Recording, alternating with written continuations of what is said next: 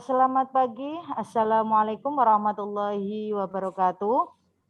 Waalaikumsalam warahmatullahi warahmatullahi wabarakatuh. wabarakatuh. Gimana kabarnya Bapak Ibu? Sehat? Alhamdulillah sehat, Bu. Alhamdulillah sehat. Alhamdulillah ya.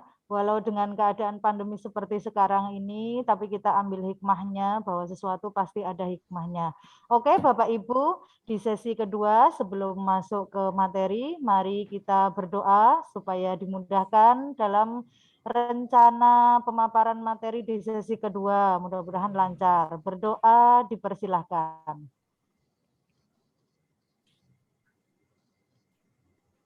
Berdoa selesai. Oke, terima kasih Bapak Ibu. Masih pagi, masih semangat. Dalam keadaan pandemi, kita harus tetap semangat dalam keadaan apapun untuk menyampaikan hal-hal kebaikan terutama. Oke Bapak Ibu, mari sebelum itu kita lakukan ice breaking. Pertama nyanyi bareng sama saya, yang kedua nanti pakai yel-yel SMK Vokasi. Siap Bapak Ibu? Siap. Saya akan nyanyi, contohkan nanti yang kedua kita nyanyi bareng-bareng. Oke Bapak Ibu? Tolong didengarkan. Nasi berongkos enak rasane, jarene asem-asem paduane, enake wali songo ziarahe, tlatah Demak wali kotane. Aduh ayeme, aduh enake, warga Demak ramah tiange. Ayo bareng-bareng 1, 2, 3. Nasi berongkos enak rasane, jarene asem-asem paduane, enake wali songo ziarahe, tlatah Demak wali kotane. Aduh ayeme, aduh enake, warga Demak ramah tiange. Terima kasih Bapak Ibu. Kenapa saya menyanyikan lagu itu? Karena saya bangga menjadi orang Demak Bapak Ibu, hidup di Kota Wali. Kita lanjutkan ke yel-yel SMK Vokasi ya. Kalau saya bilang SMK, jempolnya diangkat ya Bapak Ibu. Kalau saya bilang SMK, yang SMK hebat mengepal tangannya ya Bapak Ibu. Sudah dimulai SMK Bisa. SMK hebat. Hebat. SMK Bisa. Hebat. Pendidikan vokasi kuat menguatkan Indonesia. Oke, tepuk tangan Bapak Ibu guru. Dengan semangat Bapak Ibu guru yang membara, saya sebelum memulai sesi kedua, yaitu tentang komponen kurikulum operasional di satuan pendidikan. Saya mau tanya terlebih dahulu kepada Bapak Ibu staf pengajar ya, apakah sudah pernah dilibatkan atau membuat atau terlibat langsung dalam komponen kurikulum operasional di satuan pendidikan Bapak Ibu? Belum, Bapak Ibu, belum. Oke, Pak Ahmad, Bu Puji juga belum ya? Belum.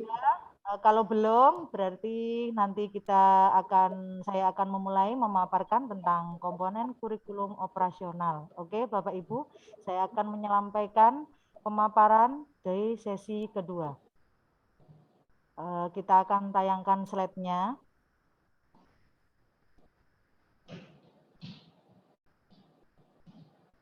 Untuk pemaparan sesi kedua, yaitu komponen kurikulum operasional di satuan pendidikan.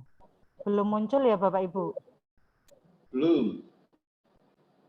Proses Bapak Ibu. Ya, oke. Ini sudah muncul. Kita akan membahas tentang komponen kurikulum operasional di sekolah, di satuan pendidikan, maaf Bapak Ibu. Itu saya ringkas atau terbagi menjadi 2 komponen. Yang pertama itu komponen utama yang ditinjau setiap 4-5 tahun. Dan yang kedua adalah komponen utama yang ditinjau setiap tahunan. Apa bedanya Bu antara 4-5 tahun sampai tahunan, 1 tahunan? Jelas berbeda Bapak Ibu karena isinya pun berbeda. Kita pelajari dari yang pertama, komponen utama yang ditinjau dari 4 sampai 5 tahun. Yang pertama adalah karakteristik satuan pendidikan. Di dalam karakteristik satuan pendidikan nanti saya akan menjelaskan secara global dan secara detailnya ya Bapak Ibu. Yang kedua itu ada visi, misi, dan tujuan. Itu yang untuk jangka 4 sampai 5 tahun. Terus yang kedua itu adalah komponen utama yang ditinjau setiap tahun, 1 tahun ya Bapak Ibu. Apa saja? Itu ada 4 komponen. Yang pertama itu pengorganisasian pembelajaran. Yang kedua itu ada rencana pembelajaran. Yang ketiga ada pendampingan, evaluasi, dan pengembangan profesional. Yang terakhir yaitu lampiran. Itu merupakan satu komponen kurikulum ya dari jangka panjang dan jangka pendek. Lanjut ke slide berikutnya. Saya uraikan satu persatu nggih Bapak Ibu. Ini dari komponen utama yang 4 sampai 5 tahun. Yang pertama itu ada karakteristik satuan pendidikan Bapak Ibu. Dari sini kita mengambil dari analisis konteks. Kalau saya lihat itu dari analisis konteks harusnya Bapak Ibu sudah tahu. Apa itu analisis konteks? Itu kita mengarah pada kekhasan atau ciri khas Bapak Ibu ya, ciri khas yang dimiliki oleh peserta didik atau keunikan yang dimiliki oleh peserta didik. Itu dirumuskan karakteristik sekolah yang menggambarkan keunikan sekolah dalam hal peserta didik.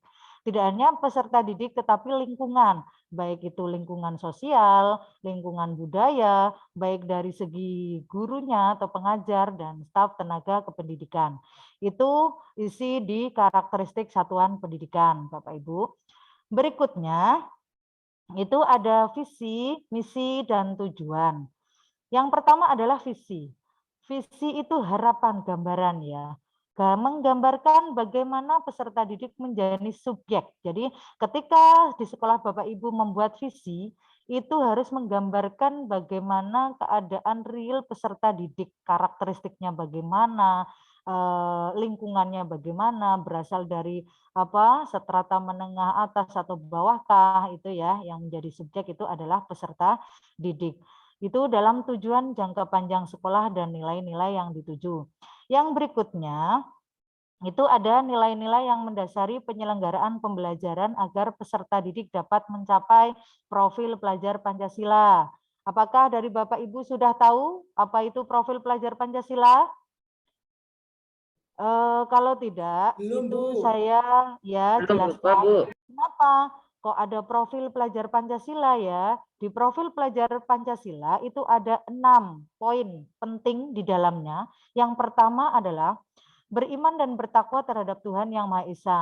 Itu ibarat kata itu hablum minallah ya, garis vertikal. Jadi bakti kita atau kepada tanggung jawab kita kepada Tuhan Yang Maha Esa. Terus berkebinekaan global ya, berkebinekaan global, bergotong royong. Itu juga bisa dikatakan dengan habluminan nas ya. Jadi sesama manusia harus ada saling rasa bergotong royong. Yang berikutnya, keempat ada mandiri. Mandiri. Terus yang kelima ada bernalar kritis. Jadi kalau pelajar Pancasila itu harus mempunyai penalaran yang kritis, harus disesuaikan dengan pola pikir dan perkembangan zaman. Yang terakhir adalah kreatif. Itu Bapak Ibu profil pelajar Pancasila. Terus misi. Misi menjawab bagaimana sekolah mencapai visi. Jadi untuk menggambarkan sebuah misi itu harus melihat apa visi dari sekolah tersebut. Yang berikutnya nilai-nilai yang penting untuk dipegang selama menjalankan misi. Itu dari visi misi. Yang terakhir adalah tujuan. Tujuan akhir dari kurikulum sekolah yang berdampak kepada peserta didik. Terus tujuan itu menggambarkan patok-patok penting dan selaras dengan misi. Jadi ada patokannya harus selaras dengan misi ya Bapak Ibu. Strategi sekolah untuk mencapai tujuan pendidikannya. Yang terakhir adalah kompetensi atau karakteristik yang menjadi kekhasan lulusan sekolah tersebut dan selaras dengan profil pelajar Pancasila. Begitu Bapak Ibu, itu untuk yang jangka 4 sampai 5 tahun. Yang jangka untuk 1 tahun itu ada 4 Bapak Ibu. Yang pertama adalah pengorganisasian pembelajaran. Caranya bagaimana? Ini ada pengorganisasian pembelajaran itu cara sekolah, suatu cara sekolah mengukur muatan kurikulum dalam satu rentang waktu dan beban belajar. Berikutnya, cara sekolah mengelola pembelajaran untuk mendukung CP. Apa itu? Capaian pembelajaran dan profil pelajar Pancasila. Itu example Bapak Ibu guru. Itu ada program mingguannya apa, sistem blok itu bagaimana. Kalau kebetulan di sekolah kami, itu sistem blok itu sudah mau dimulai karena kita menggunakan sistem blok dengan metode ganjil genap Bapak Ibu, baik untuk pelajaran produktif, untuk C1, C2 maupun C3 Bapak Ibu. Terus atau cara pengorganisasian lainnya. Terus berikutnya ada intrakurikuler, itu berisi muatan atau mata pelajaran, muatan tambahan, itu atau yang disebut mulok. Karena kita dari Yayasan Pondok Pesantren, itu muloknya diperbanyak Bapak Ibu, di antaranya ada BTA, baca tulis Al-Quran, ada Aswaja, Ahlussunnah wal Jamaah, ada KNU-an, ada juga itu ya, bahasa Arab ya. Itu jadi di sekolah kami memang muloknya diperbanyak Bapak Ibu. Terus yang berikutnya proyek penguatan profil pelajar Pancasila, menjelaskan pengelolaan proyek yang mengacu pada profil pelajar Pancasila pada tahun ajaran tersebut. Ekstrakurikuler terakhir Bapak Ibu itu gambaran ekstrakurikuler atau ekskul dalam bisa dibuat dalam bentuk matrik maupun tabel. Yang berikutnya, yang kedua, itu ada rencana pembelajaran Bapak Ibu. Rencana pembelajaran kalau dulu kita sebelum mengenal menjadi sekolah penggerak itu kita mengenal RPP, silabi dan lain-lain ya Bapak Ibu. Itu rencana pembelajaran untuk ruang lingkup sekolah, menggambarkan rencana pembelajaran selama kurang lebih 1 tahun. Itu ada alur pembelajaran atau yang nanti akan Bapak Ibu peroleh itu namanya ATP Bapak Ibu, alur tujuan pembelajaran. Terus dikenal juga atau unit mapping ya untuk sekolah-sekolah yang melakukan pembelajaran secara integrasi. Terus ada modul ajar dan terakhir itu program prioritas satuan pendidikan Bapak Ibu. Yang ketiga itu ada pendampingan, ada evaluasi dan pengembangan profesional. Isinya apa Bapak Ibu? Di sini ada kerangka bentuk pendampingan, evaluasi, dan pengembangan profesional yang dilakukan apa tujuannya untuk meningkatkan kualitas pembelajaran secara berkelanjutan di satuan pendidikan. Pelaksanaan ini juga dilakukan oleh para pemimpin, pemangku kepentingan seperti halnya kepala sekolah ya, itu atau mungkin evaluasi bisa dalam bentuk supervisi yang dilakukan oleh kepala sekolah dan lain-lain ya Bapak Ibu. Kita masuk ke yang terakhir, itu yang keempat, yaitu lampiran. Lampiran itu isinya apa? Yang pertama ada contoh-contoh rencana pembelajaran di ruang lingkup kelas. Bagaimana? Menggambarkan rencana pembelajaran, pertujuan pembelajaran, atau bisa juga per tema ya, yang sudah bagi sekolah-sekolah yang sudah melaksanakan pembelajaran secara integrasi.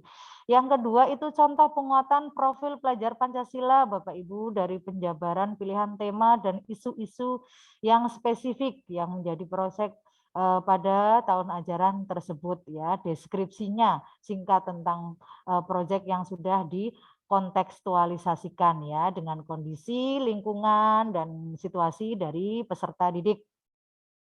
Yang terakhir adalah referensi landasan hukum atau landasan lain yang kontekstual dengan karakteristik sekolah. Itu Bapak Ibu dari pemaparan komponen kurikulum operasional di satuan pendidikan. Saya sudah memaparkan dari 2 komponen jangka panjang maupun jangka pendek. Untuk itu, bagi Bapak Ibu yang mau bertanya atau memberikan saran kritik, kita sharing bareng-bareng ya tentang komponen kurikulum operasional di satuan pendidik. Gimana Bapak Ibu sudah menyerap atau sedikit mau menanyakan sesuatu? Monggo Tanya, saya Bu. persilakan Bapak Ibu. Ya, Pak Supri Bertanya, gimana Bu. Pak? Ya. Ini kaitannya dengan visi misi ya Bu ya, misi Ya. sekolah. Nah ini saya terus terang masih agak bingung ya bagaimana mengkaitkannya itu. Nah, Oh, karena itu oke. saya mau bertanya kepada Ibu Koida selaku narasumber gitu. Ya. Mengapa di dalam pembuatan visi misi sekolah itu harus melihat karakteristik peserta didik? Itu Bu. Oke, pertanyaan yang sangat bagus. Tepuk tangan untuk Pak Supri ya. Jadi Bapak Ibu sekalian, calon dari sekolah penggerak ya, saya sudah jelaskan tadi di pemaparan PPT tadi bahwa untuk membuat visi maupun misi itu ya hal yang paling penting adalah melihat karakteristik. Apa itu karakteristik? Yaitu keunikan, kekhasan dari subjeknya. Siapa subjeknya? Subjeknya yaitu peserta didik, ada lingkungan sosial, lingkungan budaya, ada guru atau staf pengajar dan juga dari staf pendidik atau kependidikan supaya bisa menghasilkan suatu visi yang akan menjadikan rancangan dari sekolah Bapak Ibu yang nanti akan pimpin gitu nggih Pak Supri Ya gitu. Bu. Kenapa penting? Ya, terima kasih. Ya. Ada lagi? Sudah ya? Sudah atau ada lagi? Cukup? Mungkin cukup kalau tidak ada Mungkin yang ada lagi tanya. yang mau nanya? Ada lagi Saya, Bu. yang mau tanya? Bu Ya, Bu Puji Bu. Puji Saya, silahkan. Bu. Ya. Bu, bagaimanakah penjabaran profil pelajar Pancasila? Mohon penjelasannya, Oke, Ibu. ya. Bu, kenapa sih dari tadi kok ada profil pelajar Pancasila terus gitu ya, Bu? Karena Iya. di sekolah penggerak itu memang itu di ruang lingkup terutama di kurikulum ya, itu harus mencanangkan atau memasukkan itu P3 kalau dalam partai itu bukan itu ya, partai P3 bukan ya, tapi profil pelajar Pancasila. Apa itu? Yaitu tadi supaya siswa itu bisa satu, beriman dan bertakwa terhadap Tuhan Yang Maha Esa. Jadi apapun yang akan mereka lakukan itu harus apa? Harus ingat bahwa kita dicermati atau kita itu memiliki Tuhan ya. Jadi harus berbuat sesuai dengan iman dan takwa kita kepada Tuhan. Terus berkebinekaan global ya. Jadi tidak hanya kita menjas dia itu orang kaya, dia itu dari golongan apa, tidak boleh itu harus memiliki berkebinekaan global ya. Terus bergotong royong, sesama teman, sesama rekan sejawat itu harus bisa bergotong royong. Terus bersikap mandiri artinya tidak hanya mengandalkan dari orang lain, tapi kita harus bersikap mandiri.